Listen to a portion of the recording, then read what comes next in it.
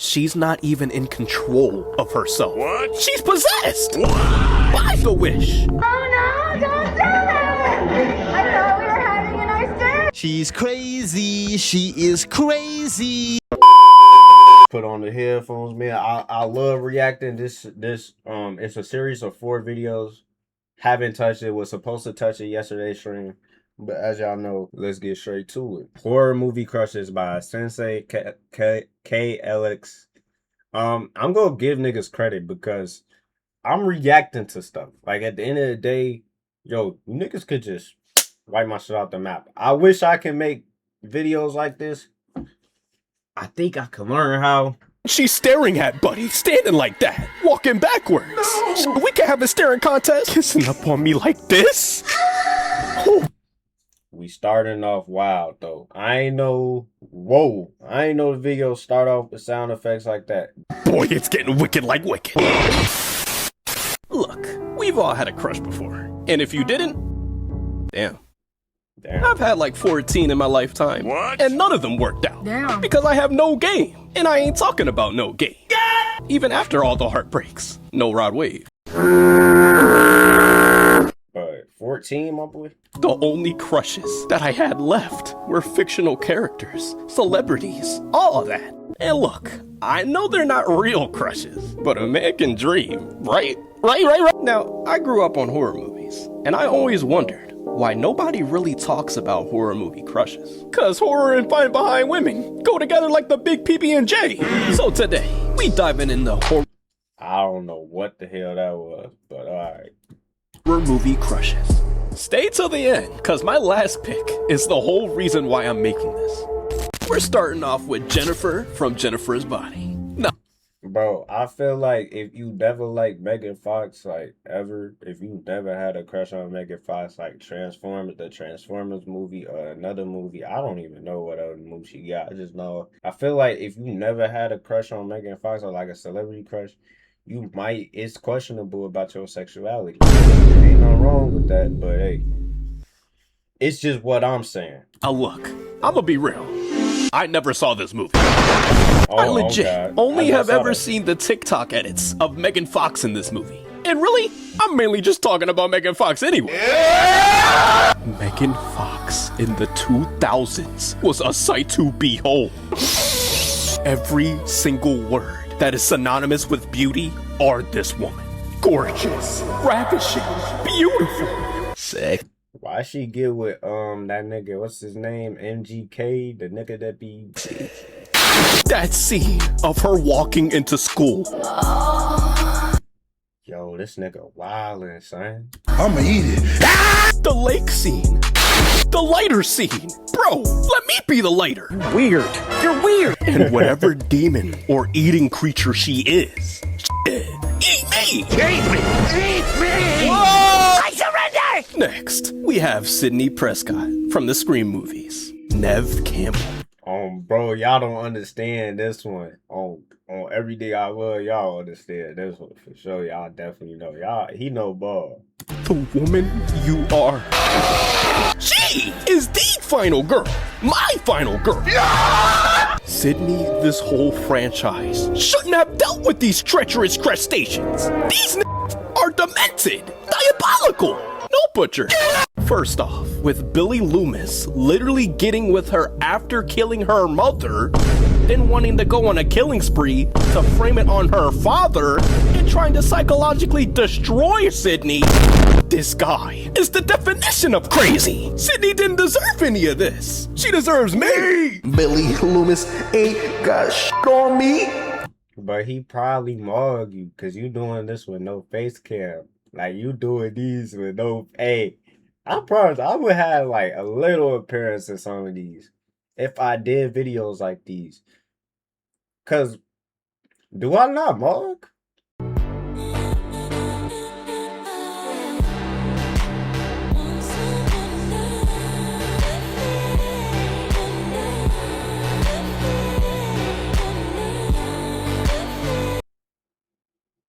Cause I'm on top of the world. I would make sure to treat her right. All Shawn Mendes. Flowers. Real love. Princess the Queen treatment. The whole shebang. This Don't miss. She wouldn't have to deal with a ghost face, cause I ain't crazy. I'm pulling out the buckshot, and I'ma hit him with the straight headshot. 2, 2, 3. But we ain't done with Scream yet, cause Tatum was fine too. I know that's right. This is new. I haven't seen her. She gives off that best friend energy so well. If I had to survive any horror universe, I'd want her to be my ride or die. Yes, sir. And then as a bonus, she's fine as fuck. The blonde, the eyes, her. And then they had to kill her with a garage door. This movie. Now, Sky Riley. I ain't gonna lie, Sky Riley is bad as hell. Naomi Scott, you beautiful Brit. When I was watching Smile 2, I couldn't hold it in. Every time I seen Sky on screen, it was like a magnet pulling me to the screen. And then the music.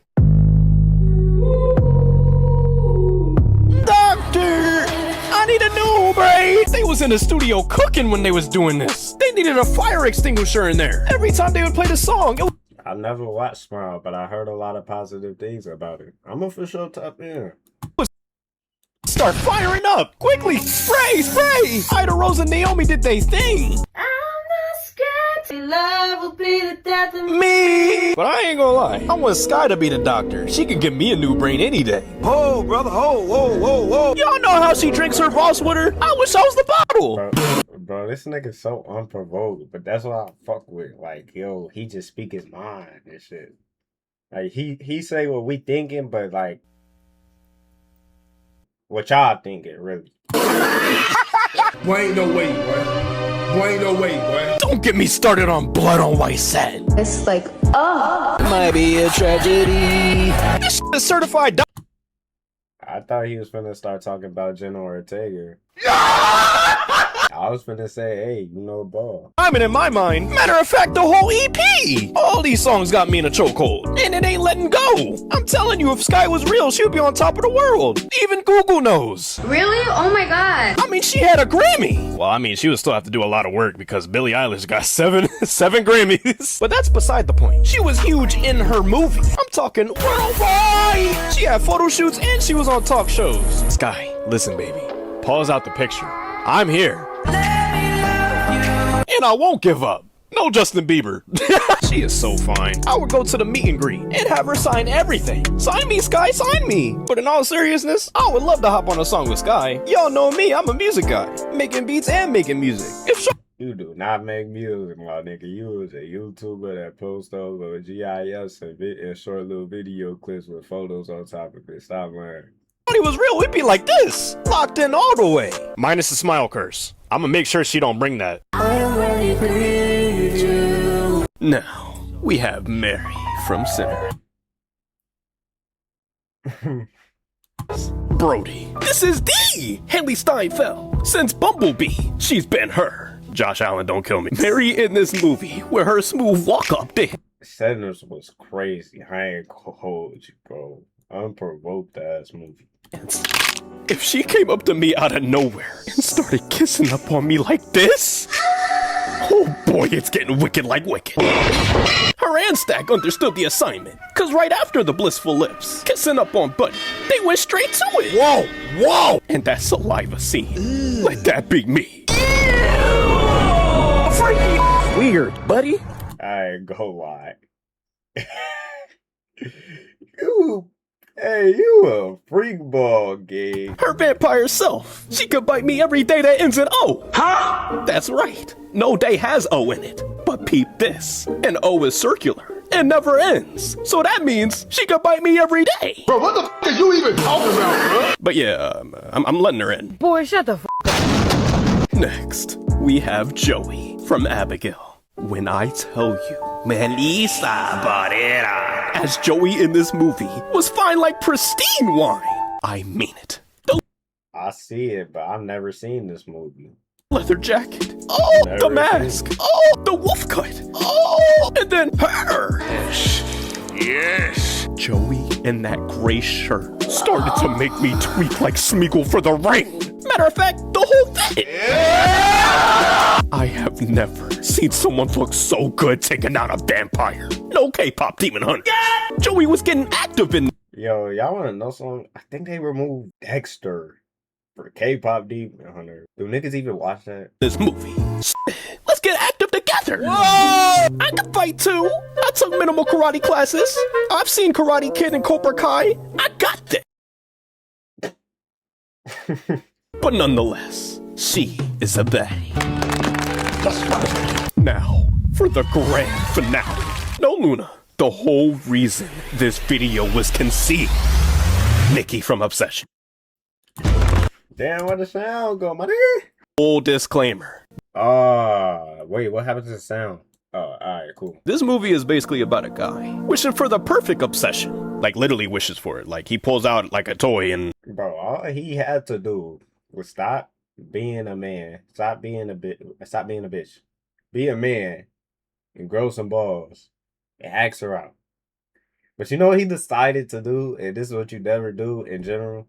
Does it. Like, bro wants her to be obsessed with him more than anybody in the world. And come to find out, Nikki ain't even one buddy like that. Damn. So, yeah. The wish works. No! But here's the twist. She's not even in control of herself. What? She's possessed! What? By the wish. Doing things she doesn't want to do. And bro just keeps going. The f***? Hell no! Hell no! Like she's crying, trying to pull away from herself. And bro is still like, yeah, this is perfect. Nah! This is sick! Yo, best believe, if I ever catch bro in real life, I'm hitting him with the straight Mortal Kombat combo. I'ma beat bro up like Shang-Chi beating up the 10 rings. But the wish, Bro, if it was me, bro, what is with you? word it differently. Or just don't even wish at all. Just ask her out and see what she says. Ain't that right? He ain't lying. Have the confidence, bear. This is trash. This dumb fuck didn't think it'd work. That's why it was cursed. So if this fine behind Latino was in my presence, and I had this huge love and crush, I'ma be like, one wish Willow. I wish Nikki Freeman loved me in a genuine, mutual, natural way. No room for any error other I wouldn't even wish that either, bro. Just ask out, bro. than natural causes. Have everything in this relationship be real. Though, if she does not feel the same way, do not force her to love me. I know that's right. Or better yet, just wish to be more confident to ask her out. Boom! This motherfucker don't miss. And if she ends up having the same feelings, then shit. Nikki is mad pretty. So fine. So fine. Like, imagine coming home from work. She like Jenna Ortega and like a mix of Natalie Portman and Jenna Ortega. Best way to put it, I think.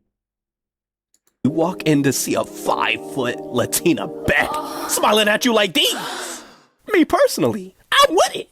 She could be obsessed with me all day, every day. Put Gorilla Tape all over the door. I ain't getting out. But don't cook the cat. What? Nah. She can hit me with the... And I am staying in that bed. You're weird. That flower scene, I'ma let it happen. You can watch me sleep an infinite amount of times. I won't be creeped out. Stop the cap. That walk back when she said... was cute. This is getting weird, bro. Please help me. He's saying this against my will. I'm trying to get out. I'm trying. I don't know what that was. But back to the video. That scene when she's staring at Buddy, standing like that, walking backwards. We can have a staring contest. Nah, bro. You gotta go. At this point, I love Nikki. Bro, what me? Where did that come from, bro? When she's staring at Buddy, standing like that, walking backwards. We can have a staring contest. Nah, bro. You gotta go. At this point, I love Nikki so much. I don't think I could live without you. But on a real note, I'm treating Nikki like the queen she deserves to be. Her favorite flowers, gifts, food dates, you name it, I'll do it. Where you wanna go, we going. After seeing what this ass did to her in this movie, she deserves the world. Guys, I've been trying to get out for so long. He says these things, these weird things that he wants her to do. I don't want to do this. Please help me before he wakes up. I'm not weird like him. I'm not weird like Zenzfi. I am so sorry about that. I don't know what he's talking about. I'm just obsessed with it. Yo, Yo, W Sensei, hey, you didn't subscribe. So let's see why he thinks Sarah is the best, even though I personally think from what I've seen, Nikki is the best. Oh my God, bro, is dick riding all you do? No, I'm like saying you literally got that nigga dick in your mouth right now. I see it. Well, pre-Nikki, pre-wish Nikki, but technically we didn't get to know Nikki like that. So technically, Sarah is the best character in Obsession. But the baddest character, no funny shit, is Nikki. But let's see what you gotta say. It's a shame. You deserve someone more chill. I mean, I was on your lap. Yo, let's not talk about what happened in that car scene, bro. Hey, bro, come on now, dog. So after watching Obsession, No spoilers. Sarah is the best character in the entire movie. Yes! But let me cook. Sit back, grab your snacks, peep, and listen. Now don't get me wrong, Nikki is obviously the most talked about character. She's the chaotic anchor, the memorable performance. I mean, the whole movie basically revolves around her. But Sarah? Sarah felt human. She was real. First off, Bear. This is dumb. Nikki literally Oh, fuck, we all hate Bear, gang. His ass a goofy. told him Sarah was messing with him. Bear himself literally acknowledged it, saying it's obvious. Sarah wanted to taste the bear. No tiger. But classic Bear, like, nah, I'ma wish for someone who doesn't want me. This is trash. Bro realized too late Sarah was the one. The whole movie, when Nikki is acting a freak because of bro. Who's there to comfort bro? Sarah! The moments they gave them in this movie made me so mad. Bro was there for her when she didn't get accepted in the college. They literally leaned on each other. No, lean on me. Lean on me. And then the car scene. I'ma get back to that later. Oh, hell no! But I ain't gonna lie. If I was Bear, I would've picked Sarah over Nikki 1000%. What? Shorty. I mean, low-key, yeah. Because why you gotta wish for someone to like you? Ain't that a little weird, y'all? Don't y'all find that a little suspicious? Maybe it's beyond fine. That fine that bestows you once in a lifetime. Making lawless? Nah, making flawless. Straight waterfalls pretty. At that party scene, when the block said, kiss the person to your left. Do you know how fast I would've locked lips with her? I would've flash kissed her immediately. Hey, knowing me, I would've hooped on both. I ain't gonna lie. I even said that on the TikTok. I would've low-key hooped on both of them. Shut your lame ass up, nigga. No, Mr. Krabs. Nikki gonna have to deal with it. And then her comforting Bear when he told her about Sandy. Oh yeah, she coming home with me. Then the car scene. She literally gets Buddy away from lunatic Nikki and is like, it's a shame. You deserve someone more chill. I mean, I was on your lap. Yeah! She wanted that kiss. Yo, best believe if she hit me with the You were supposed to kiss me. You were supposed to kiss me. You were supposed to kiss me. I surrender! We gonna start right then and there.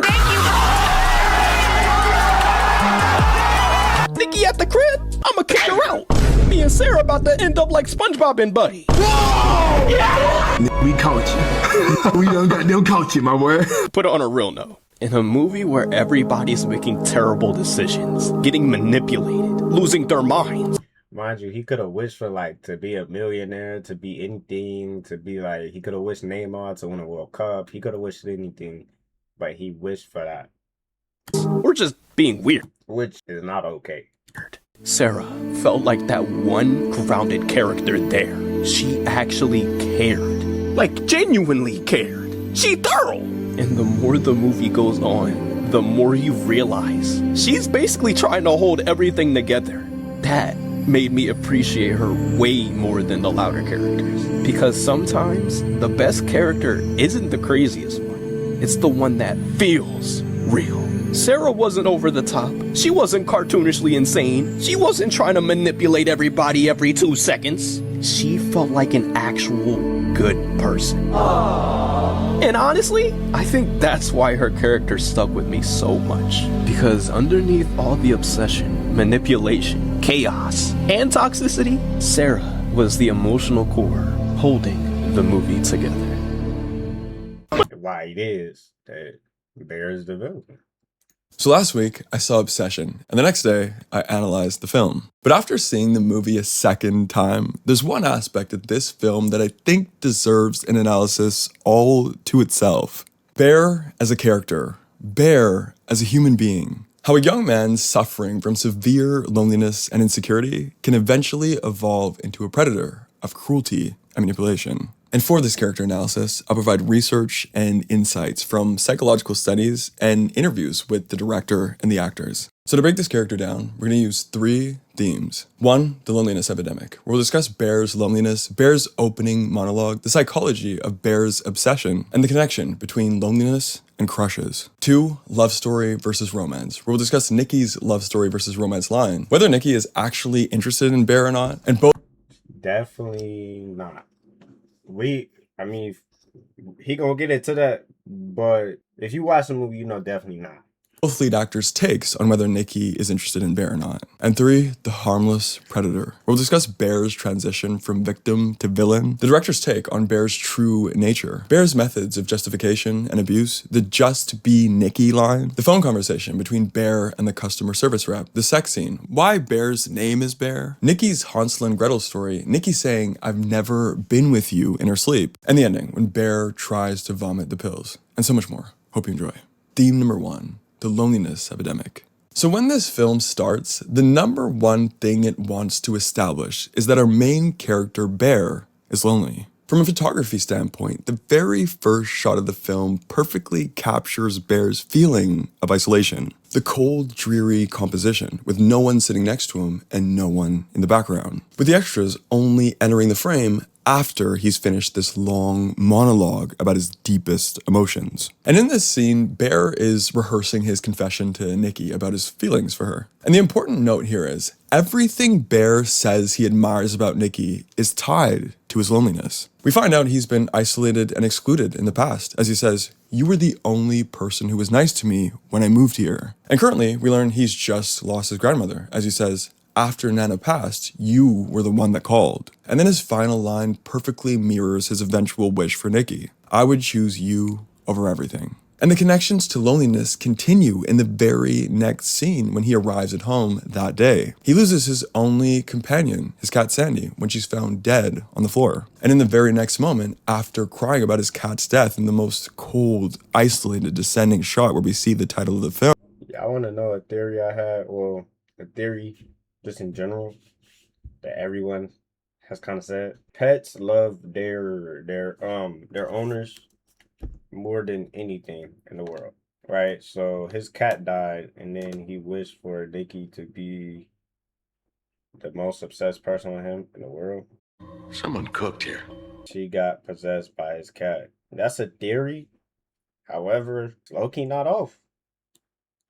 The camera cuts to him laying in bed alone, looking at Instagram photos of Nikki. And this is the perfect intro to Bear's character before Nikki is even introduced, because it captures this modern phenomenon between loneliness and attraction. I was reading into many articles from psychologists about the loneliness epidemic and our desperation for companionship. And I want to share one article that does a really good job of starting this conversation in relation to this film. So the article is from the Monterey Behavioral Health Treatment Center, titled Limerence: When a Crush Becomes an Obsession. And to put it simply, limerence is the feeling of a highly intense, obsessive crush, where it nearly becomes the only thing that matters to you, often stemming from low self-esteem, a lack of purpose, insecurity, and loneliness, which are all things Bear is experiencing. And there's one specific line from this article that perfectly captures why Bear has a crush on Nikki specifically. Someone who grew up feeling emotionally unseen may become intensely attached to any person who makes them feel deeply valued, desired, or emotionally safe. So to put everything together, if we find someone physically attractive and we feel like that person is the only person who really sees us, showing us validation, affection, excitement, and some emotional intimacy, that is the perfect recipe for us to develop a very powerful crush. And those are all things Nikki offers to Bear. Wait, but like, how does that happen for y'all? Like I'm saying, that don't to me, I don't see it. Like I just think, yo, like maybe that's why I be missing so many hints. Cause I just think, yo, being respectful and being cordial and being at least showing the decency nice to someone is what's gonna help their day. Where if they start getting attached, I don't see how that happened. I said before, she's the only one who was nice to him, and she's the only one who called when his grandma died. And when we see them together, she smiles at him in a very cheeky, personal way. She touches and teases him, and she tells him he's the only one she can be so open with. There is also Sarah, who clearly has a She setting a clear boundary. Like, yo, she even said it. Like, yo, he your little brother to me. He a brother. That's what she says. When they had that conversation, her and Sarah had a conversation, like that was it. So like, I don't know how crush on Bear. But Sarah is much more of a quiet admirer, with a tougher shell over her more genuine feelings. So it would be harder for Bear to develop his crush on her instead of Nikki. So ultimately, Bear's crush on Nikki stems from his loneliness, insecurity, and lack of personal direction. And unfortunately, sometimes those feelings can evolve into something a lot darker. Desperation, cowardice, and a victim mentality. And that victim mentality sparks new, darker feelings of resentment and fear. And those new feelings allow young men to begin to justify acts of manipulation and exploitation against young women. So let's continue to explore how these symptoms of mental and emotional weakness can eventually reach the level of cruelty we see in this film. Theme number 2, love story versus romance. When Bear and Nikki are driving home, pretty early on in the film, bro, this shit is like definitely not eerie. In my opinion, bro, yeah, it's a horror. But you know the movie Get Out? That's probably what Nikki is experiencing. Cause like think about it. She's possessed. She don't have control over her body. When she does, she yells. And it's like she can't do nothing. And then the possessed, whatever the spirit is, possess her again. And until he dies, because he can't reverse it. Until he goes to his demise, like Nikki says the reason she's leaving her job is because she's writing a story, and she needs to feel love to write it. all she wanted to do is become a writer, bro. And then Bear says, so it's a romance. And Nikki says, it's not a romance, it's a love story. And then Bear asks, isn't that the same thing? And then Nikki just pauses for the longest time and never actually answers the question. And that long pause emphasizes how important that question is. The question establishes the thematic difference between Bear's sense of love and Nikki's sense of love. And here's what I mean. Romances focus more on the fantasy and ideals of love, usually with good-looking characters, traditional story beats, and a happy ending. Love stories focus more on the reality of love, the more human, less pretty elements of love where the leads are usually more complex and flawed, and the ending is often bittersweet and even sometimes tragic. So Bear's concept of love is defined. Yo, disclaimer, this nigga look like Kurt and Josh Hutcherson. But real shit, yo, that's the best way to put it. That's the best way to compare the two. Cause most people won't understand that. And that's like a red card, bro. And by the romance genre. When we have a crush, we turn people into the ideal version of themselves, and we get swept up in our imagined connection to them. And we begin fantasizing about a whole happy life with them. This is how he sees Nikki. This is why he symbolically can't tell the difference between a romance and a love story. Nikki sees Bear very differently and defines love by the love story genre. She hasn't developed a fantasy out of him and is well aware of his complexity and flaws and shortcomings as a partner. His timidness, his insecurity, his lack of drive, his indecisiveness, and so on. And those exact flaws are what limits Nikki's attraction to him. And this brings me to the conversation of whether Nikki likes Bear back or not, if he has a chance. So as you may know, if you've seen my first video on this movie, I pretty definitively said that Bear had absolutely no chance with Nikki. She doesn't like him at all. But the second time I saw this film, I gained a very new perspective. Also thanks to people in the comments. And I want to break this down thoroughly. Let's hear it. Because I don't think he got a shot. I didn't think he had a shot at all. Because I think this dynamic between Bear and Nikki is crucial for the rest of the film and the rest of this analysis. And I'll include quotes from the actors because at this point in time, they have now given their answers on whether Nikki actually liked Bear back. So let's unpack this. So on one side of the argument, Nikki shows a lot of signs that she only sees Bear as a friend. She kind of treats him like a brother. She says ew when Ian suggests she's Bear's girlfriend. And remember when the nigga had shot the shot, he said freaky Nikki, and she said ew, don't call him that. No. Oh my goodness, Valentine! No, whoa, no! That is not the shot! Yo, that was funny. But that was like, bro, that's a clear sign. She not rocking with you, my nigga. She enthusiastically hints to Bear that Sarah likes him. But on the other side of the argument, Nikki gives some potential hints that she might be giving Bear a chance to make a move. For example, she says, when I have a crush on a guy, no one knows. And she literally asks him, do you like me?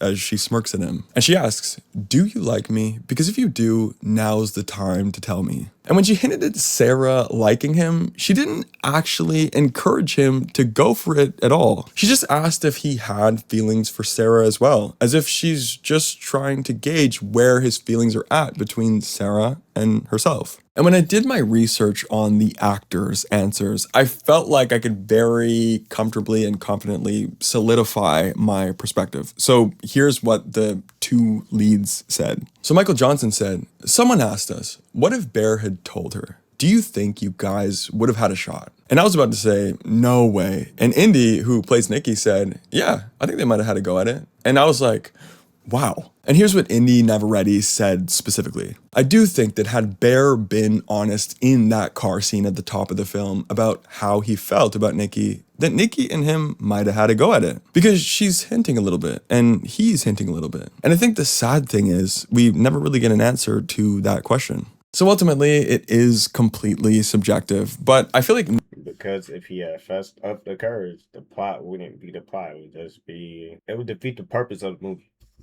Nikki's take ties in the best thematically with what this movie is trying to say. And she's also the one playing that character. But here's what I mean specifically. Everything about her before the curse is non-verbally saying to Bear, just be a man for me for once. I almost like you, and I'd like to give it a try, so help me out. But Bear's lack of confidence, his indecisiveness, and his insecurity, as I said before, are the exact traits that make him ultimately undesirable and unsuitable. And as we now get into the darker side of this movie, those exact traits make him feel like a victim. And because why would you wish? This film is just another example of the classic victim to villain story in reality. Insecure young men who feel neglected and betrayed. So let's explore the darker side of Bear in theme number 3, the harmless predator.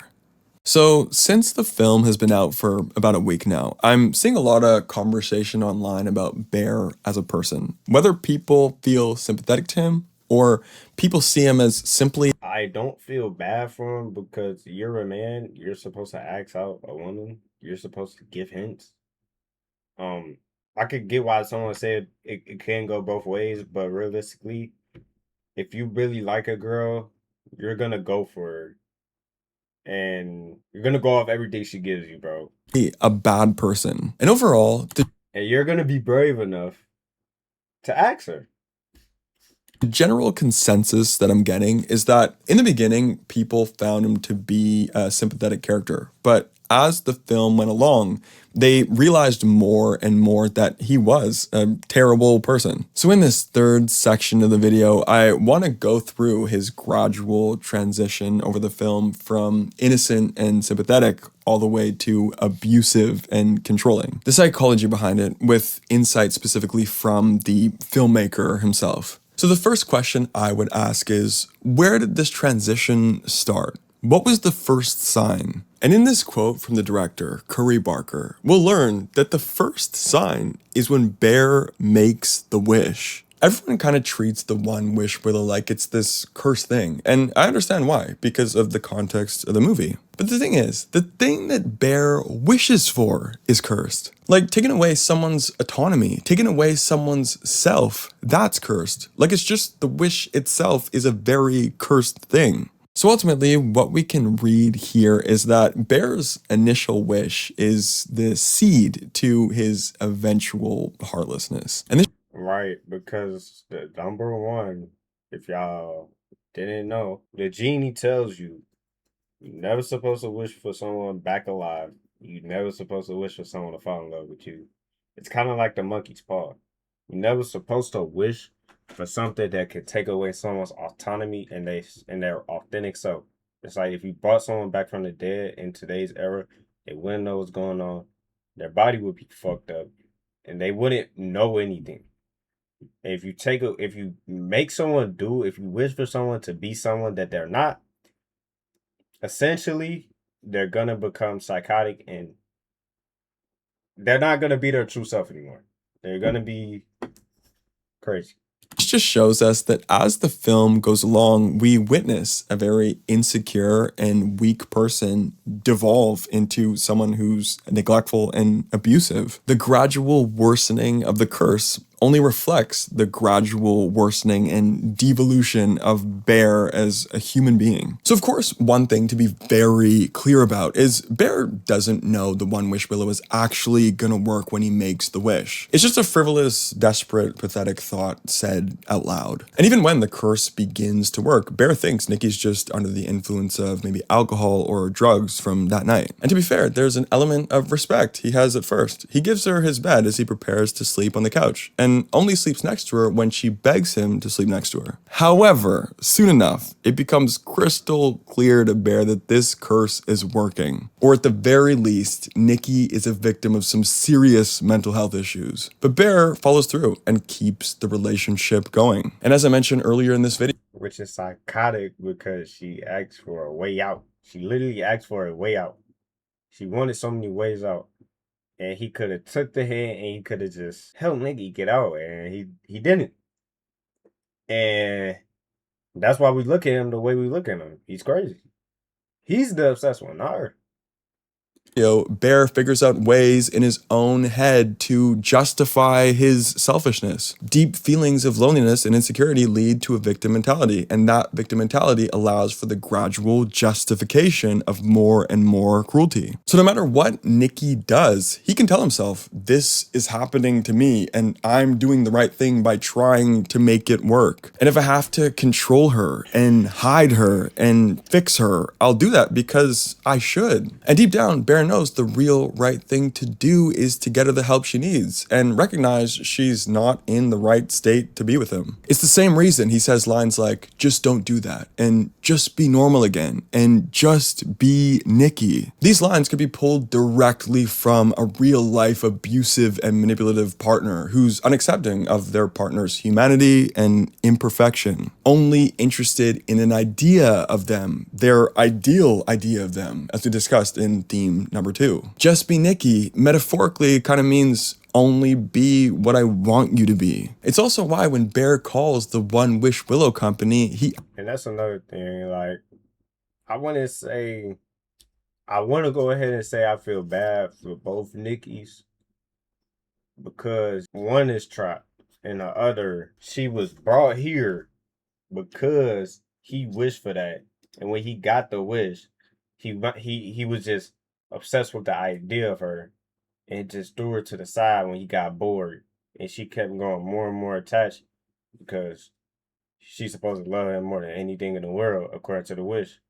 And she just felt like she didn't belong. It's like I feel bad for both. Asked for them to alter the wish before canceling the wish, still hoping to control her autonomy as much as he can. And then we get the line from the rep on the phone. Just because you made it happen doesn't mean it isn't real. Sounds to me like you have a moral obligation to be there for her. And this is exactly what Bear is ignoring. In reality, the rep is saying, if someone has become attached to you because of your methods of manipulation, they're still attached to you, and it is your fault. And the moral thing to do is to help them the best way you can, either by seeking the appropriate support or making an honest change in yourself. And director Curry Barker even comments on how Bear uses his nice guy persona to justify his cruel intentions. Bear plays into this kind of, he's a nice guy. He plays into that. It's like, I know that I come off as a shy, nice guy, and I'm going to play into that. I designed it to not be too in your face, like, you have to feel this way. I never want to point the camera at an answer of like, hey, this guy's bad, but you know, the writing's on the wall. And this quote is just another example of the young male victim mentality used to justify cruelty in a relationship. It's what allows him to go as far as even having sex with Nikki when he knows she's no longer in control. And it was that scene, for me, that solidified Bear as not only cowardly and insecure, but also a predator. And then with that realization, it just clicked for me that that's why his name is Bear. A bear is one of those classic animals in history and pop culture that's regarded as innocent and warm-hearted, but in reality is literally one of the most dangerous and relentless predators in the world. And it ties nicely into Barker's description of Bear using this shy guy demeanor as a method of disguise for his true dangerousness. And on that note of classic children's stories, in my second viewing, I was able to re-watch Nikki's Hansel and Gretel story monologue. And in my first video, I caught how it was an incestuous fan fiction where Nikki describes Gretel lusting for her brother, Hansel, which paralleled Nikki lusting for Bear, who she also originally saw as a brother. However, on this second viewing, there is a line where she mentions Hansel has chosen to be with Gretel sexually many times before, subtly highlighting that Bear has more control over the situation than you might first think. And another scene that really confirms Bear's true insecurity and cruelty is when the cursed version of Nikki is sleeping, and the real Nikki emerges to speak to Bear. The real Nikki begs Bear to kill her because the pain of the curse is so torturous. And then Bear asks, "What's so bad about being with me?" And then the real Nikki says, "I've never been with you, Bear. Just kill me." And in that moment, Bear's ego is so damaged and he's so full of resentment that he abandons her, knowing how much pain she's in. And it's only when Nikki's condition is so severe that Bear believes it's no longer salvageable. And only then does he try to cancel out the wish with Ian's help. And after that doesn't work, in the finale of this film, when Bear is on the verge of taking his own life, you would think this is an act of selflessness, but really it's not. It's the realization that with Nikki at a point of no return, Bear is completely alone again, with no personal purpose and essentially no reason to live. And even when things get this hopeless, Bear's cowardice prevails once again as he attempts to vomit back up the medication he just swallowed. And only when he loses his autonomy, when Nikki snaps the new One Wish Willow, can he finally go through with an act of some courage and morality, retaining the pills, losing his life, and lifting Nikki's curse. A decision he could never make for himself. The same reason, from the beginning, he would never have the real girl of his dreams. Alright, this is my analysis. And before I go, I just want to say that I feel like in the comments in my last video, there was a little more noise than usual. And I just want to say to all the people that really challenged me or really disagreed with me, I have to say thank you. Because whether you agree or disagree or feel like I didn't capture everything or feel like I did cover everything, I really feel like all of it just gives me a stronger and broader perspective on. I ain't gonna lie, this was a great analysis. Shouts out to Lucas Blue, my guy. And we open up the movie with my guy over here pouring out his feelings towards this girl named Nikki, and I low-key thought this was the real deal, that my guy was about to secure the bag, just for it to be revealed that this man is out here practicing on this maid, and you know, his homie out here. You would expect both to be a little bit supportive. He's sneaking, bro. My guy was about to secure the bag, just for it to be revealed that this man is out here practicing on this maid, and you know, his homie out here. You would expect both to be a little bit supportive, to give him real advice, just for this man to talk about some Be less sappy with Nikki, okay? Son, What is this man talking about right now? Like, I don't know what type of homie you have, my guy, but do not listen to this guy's advice. I'ma just repeat what he said in my words. Man basically said, bro, you gotta stop being happy around her. What? If I ever get advice from a dude talking about some be nonchalant, bro, I'm nope. oh, everything, gang. What? A whole generation. If you were to ask Oraku TV for advice, hey, just be yourself, nigga. What else can I tell you? But this man rudely asked the maid to get back to work. Like, my God, just be polite, please. But bring up Freaky Nikki. You want me to call her Freaky Nikki? You know? Oh my goodness, Valentine! Airball. Straight up. Oh, she's sensitive about that. The advice that this man keeps on giving just keeps getting worse. Because what do you mean call her something that she's sensitive about? What? I promise you get no hoes at this point, man. But after taking this horrible advice seriously, my man gets home just to see his cat laying down dead. Just for my man to get to the bathroom and see the fact that the pills done fell and the cat then ate him. And I was like, there's no way. There's no way. Say you swear to God. Say you swear to God. But after cleaning up, he starts sobbing reasonably, of course. Gets on his phone and starts doom scrolling, or should I say stalking his crush on Instagram, just for him to get a call from Nikki. And I can't lie, man, you gotta start being this nervous around her, my guy. Please lock in. But he gets reminded of the party that they're all supposed to go to with their homies. But my guy was out here refusing, trying to stay at home because, I mean, his cat done died, but he doesn't tell her that. But somehow she managed to convince this man to come anyway. But before that, he goes over to this store, looking around and sees this packet that says One Wish Willow. And he takes one of them and takes him to the till with this lady talking about some... Okay, well, don't come back complaining. Whoa. Hold on there. What do you mean by that? There's no way I'm trying to buy a product from your store and I hear the words, don't come back complaining. I'm putting that shit back. I'm just saying, man. But we cut to all of them at dinner and these two guys out here giving the most subtle freaking signals to one another. Yeah, I'm sorry, man. But worst two men of all time. I can't lie to you, bro. It is...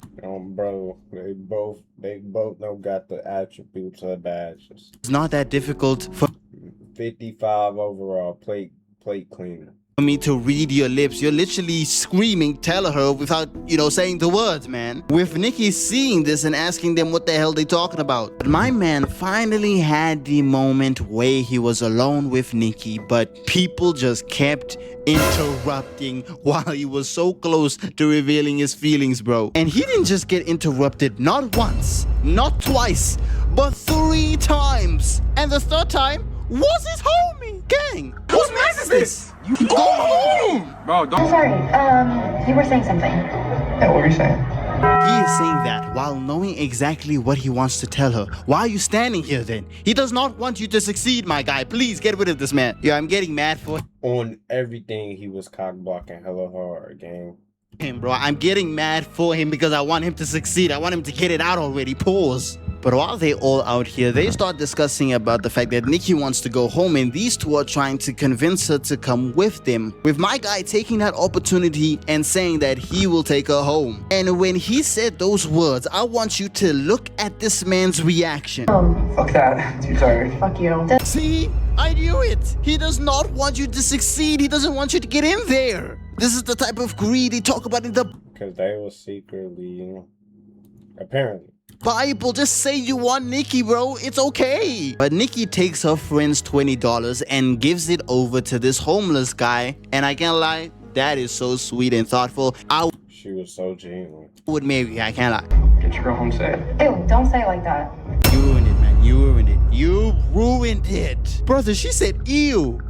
Ew. Like, bro, what? Yeah, she never fucked with bro. If she said ew, yeah. You'll see. Ew, no, That is the second time she said ew. Abort the mission, bro. Abort the mission. Do not She go said in. I could time. never talk to a female and I hear the words ew. Ew? Oh, you think I'm disgusting? You think I'm the swamp monster? Yeah, bro, I'm out of there. But they pull up to her house. She gets out the car and this man calls her back just for him to say, forget about it. And when she leaves again, this man pulls down the window and says, wait, with him bringing up their whole childhood story, like, gang, get to the point. Just for her to leave again. And this man says, Night, Freaky Nikki. yeah, you sealed your fate, man. You're stuck in the friend She said, yo, don't call me that. zone for life. You brought up the thing that you know that she's sensitive about. Obviously, it didn't work. I don't know why you're shocked. Do you like me? Wait, he might still be in there. Just say yes. The ball is in your hands, bro. If you say yes, it might go in, it might not. Just say it. I think we're good friends. No! This nigga sucks! How did you fumble the bag? It was right there. How? No, how, Sway? And as much as I am joking about this, I know that this is some guys' real lives. Okay, I'm aware of that. This is just a video. Don't take it too seriously. But she leaves with my guy opening up this packet of the One Wish. And before cracking this thing, this man says, Wish Nikki Friend loved me more than anyone in the fucking world. and immediately after making that wish, we just see this. Like, I don't know who Nikki feeling like, but she looking kind of bad in this frame. And she pulls up to the car and they start having one of the strangest interactions I done ever seen, with the music not even helping it. I did just lose my cat, Bear. I just gotta say, shout out to the actor, because oh my days, I was fully engulfed in the scene. Are you okay? Are you okay? Girl, he just asked you that. What? You just...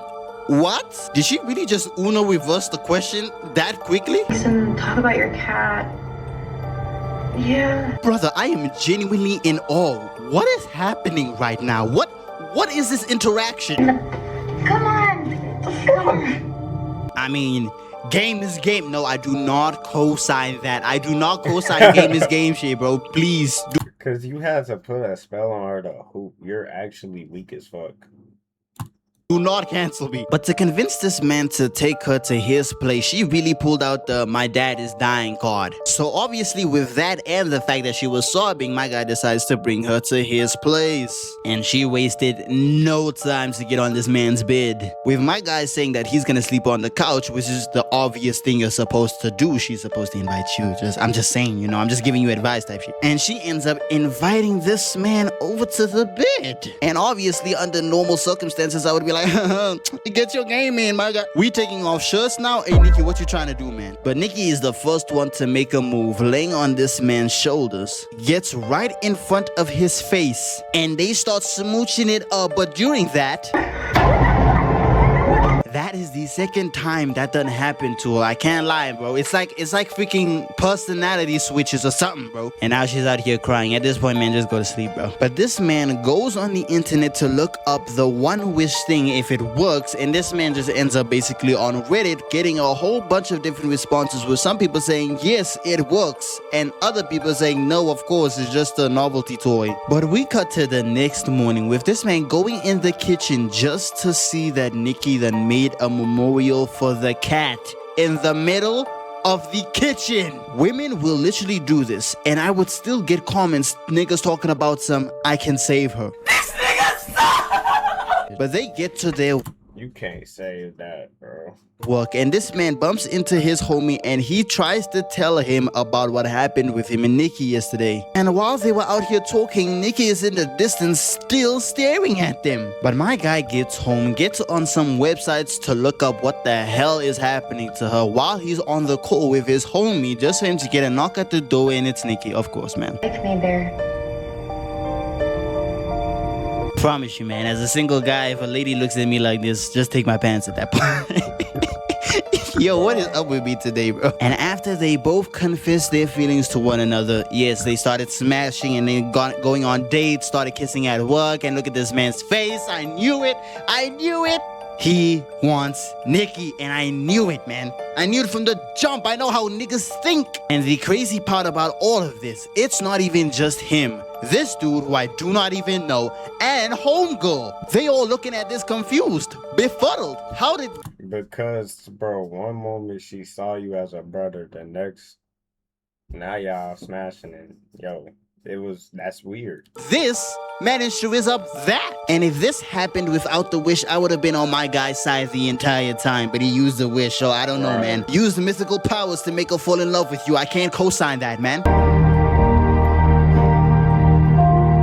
Sunyan, this man really made her look back at the movie like, nah, man. But we cut to one night while these two are on a date. This man gets a call from his homeboy and he takes it, which obviously annoys Nikki a little bit. But chill out, shorty. Don't kill me now. With his homeboy telling him the fact that Nikki's father is not sick in the slightest and this man is very much still healthy. And him starting to remember the fact that he made a wish and immediately after she started acting like this, which he should put. Now he needs to put 2 and 2 together and realize, oh, this isn't real. But my guy gets back over to the table, sits down and starts talking with her talking about some, let me give you a gift, giving him a tiger's eye passed down from her mom to her. Now she's giving it to him as a symbol of love and blah, blah, blah. We're not here for all that. With this man bringing up the question, does your dad really have cancer? And she reacts, Oh no, don't do that! I thought we were having a nice day! she's crazy, she is crazy, let her go, coach. And he sits her down, trying to calm her ass down, man, because bro, grown woman acting like a whole child. Yo, I need to get warnings, man. I need to get warnings because there's no way we go from having dinner to straight smashing, bro. This man's cheeks is all in the screen, bro. Warning. But after smashing, they go to sleep with this man waking up randomly and Nikki is in the corner of the room. Gets out of there just to start whispering.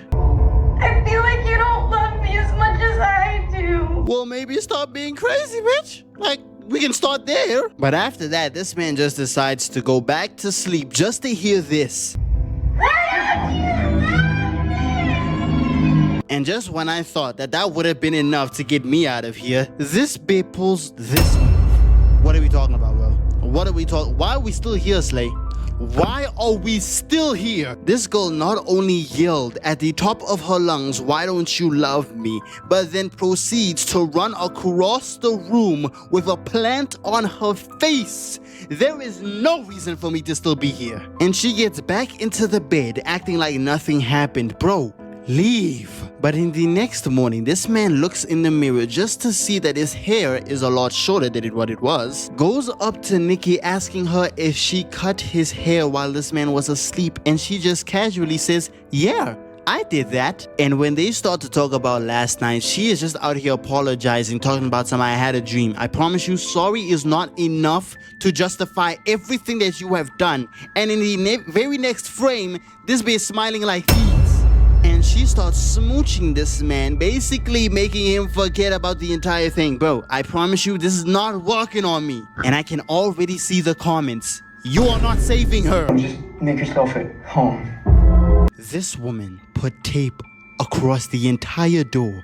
You know how much time it must have took to be able to put this much tape on the door? No, I'm gone. Too many red flags. I'm gone, Sway. And when this man leaves, the camera pans over to her smiling like these. And then like she stood there and didn't, bro.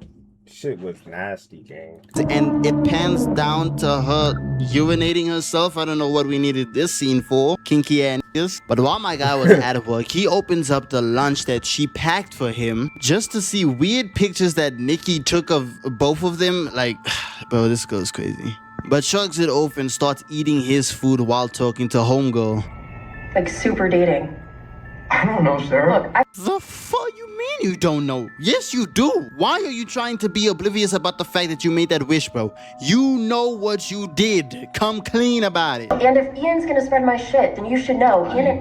That Ian likes Nikki? Yes, I already done knew that, man. I'm too good. I'm too good, bro. That man Ian was giving the worst advice on purpose. He wanted Nikki all to himself. I done knew this. What does that mean? What's the verdict, cat? And he immediately looks at his food and then realizes that this bitch done cooked the cat, done fed him. That shit was nasty.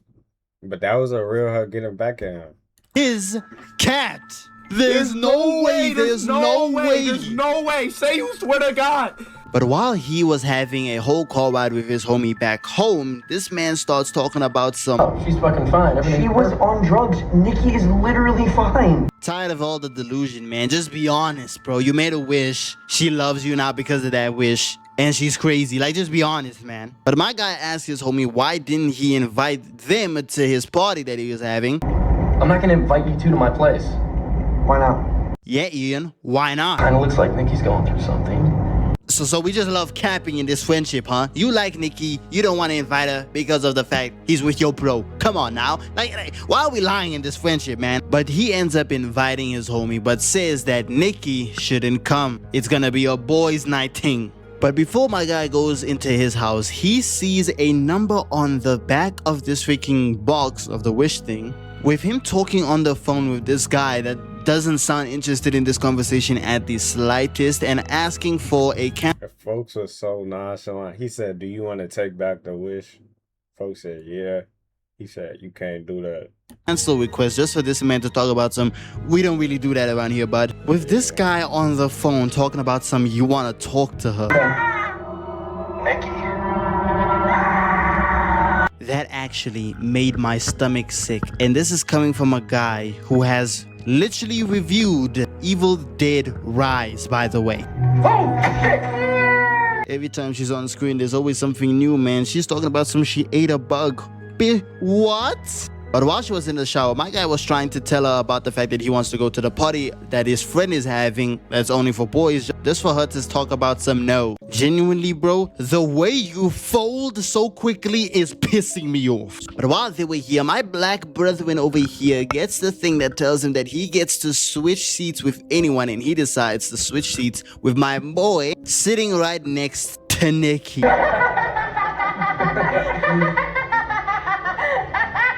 Anyway, when it came to my guy's turn, it said, Kiss the person on your left. The absolutely worst case scenario actually happened, and Nikki was obviously not gonna let that slide. With her not only standing up, goes behind this girl, pulls her chair back, gets on her knees, getting right in this man's face, puckering up her lips in front of everybody. The cringe, I'm dying. Never feeling the strength of connection I have felt with my bear. And you know, this scene would have been creepy or would have been weird, but she decided to look this man directly in the face. There's no way this does just I'm just kidding, guys. Sure, you're talking about some, it was just a joke. Nobody laughed. Not a single soul laughed, bro.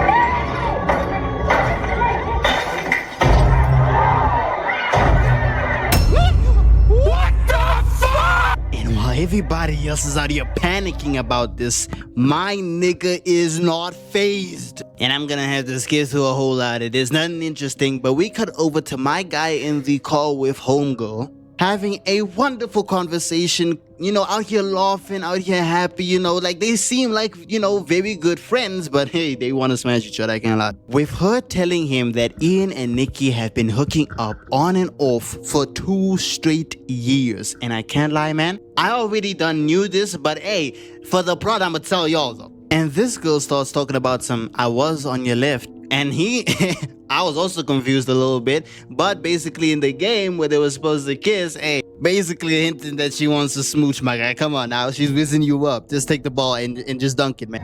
You're supposed to kiss me.